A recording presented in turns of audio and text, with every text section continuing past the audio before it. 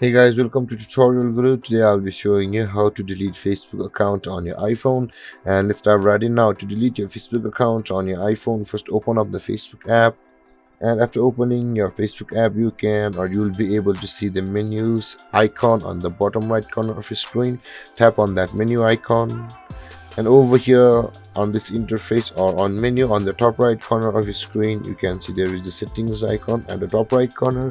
Just beside the magnifying glass icon, tap on that settings icon, and after you land over here, there is the personal and account information. Just under the account category, tap on the personal and account information, and over here you can see the account ownership and control at the bottom of the screen. Tap on account ownership and control, and over here you can see the deactivation and deletion of the account. Tap on deactivation and deletion, and if you want to deactivate your account, you can do it from over here, but for now we'll be deleting our account. Let's tap on delete account.